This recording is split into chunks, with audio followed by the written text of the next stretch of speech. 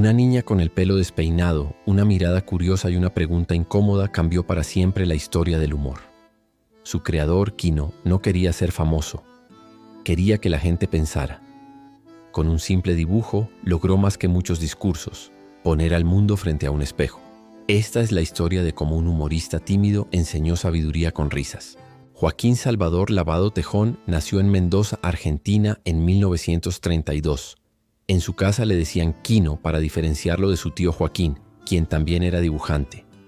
Desde niño le fascinaban las caricaturas y pasaba horas copiando historietas. Su infancia fue modesta, marcada por el recuerdo de la Guerra Civil Española que su familia había dejado atrás.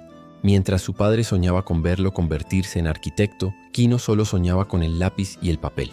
A los 13 años ingresó en la Escuela de Bellas Artes, pero la abandonó poco después para seguir su propio camino artístico.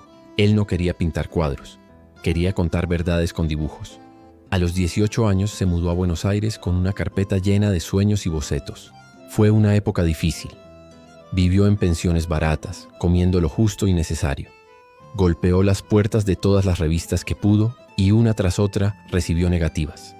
Su humor era considerado raro, demasiado filosófico, sin gracia comercial.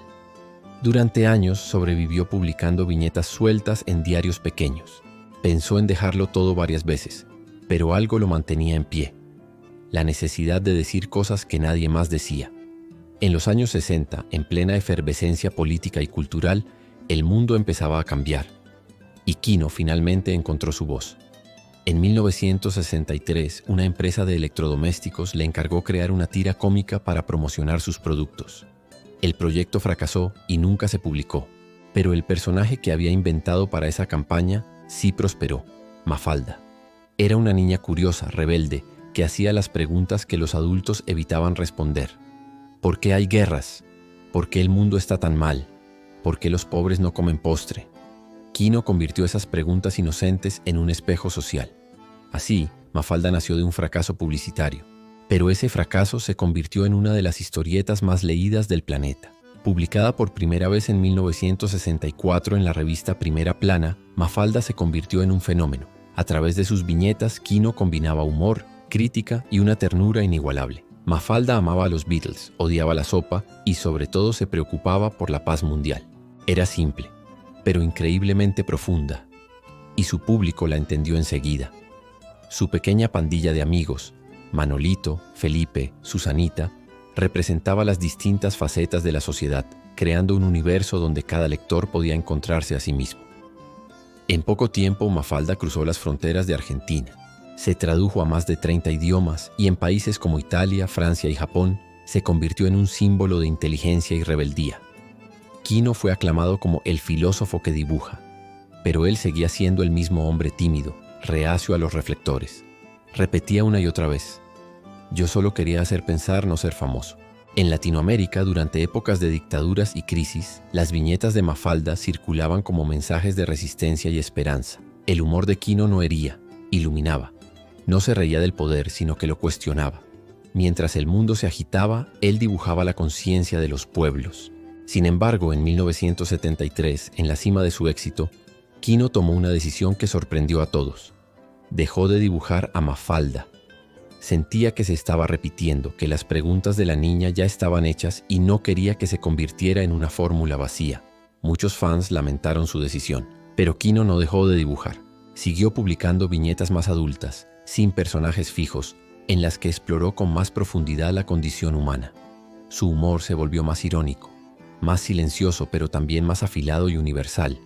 Ganó premios en todo el mundo, incluido el prestigioso Premio Príncipe de Asturias. Pero él siempre decía que el mejor premio era ver que su trabajo hacía pensar a la gente. En 2020, cuando Kino falleció, millones de personas en todo el mundo compartieron una de sus tiras más famosas, aquella en la que Mafalda grita: «¡Paren el mundo que me quiero bajar!». Era la manera perfecta de resumir el espíritu del propio Kino. Un observador lúcido, crítico y profundamente humano. Su obra sigue viva porque no envejece. Las preguntas de Mafalda siguen siendo tan actuales hoy como lo eran hace 50 años. ¿Por qué hay injusticia? ¿Por qué no aprendemos de la historia? ¿Por qué nos cuesta tanto entendernos? Kino nos enseñó que el humor no se ríe del dolor, sino que lo abraza para comprenderlo. Nos demostró que reír también es una forma de pensar y de resistir. La historia de Kino es fascinante. Nunca buscó la fama, pero su autenticidad lo llevó directamente a ella. Mafalda nació de un encargo fallido, pero terminó inspirando a generaciones enteras. Sus fracasos iniciales fueron las semillas de una sabiduría que floreció en el papel. Nos enseñó que el humor puede cambiar el mundo mucho más que la rabia y que a veces una simple viñeta puede despertar una conciencia dormida. Su vida es una lección para cualquiera que alguna vez haya creído que sus ideas no sirven o que su voz es demasiado pequeña.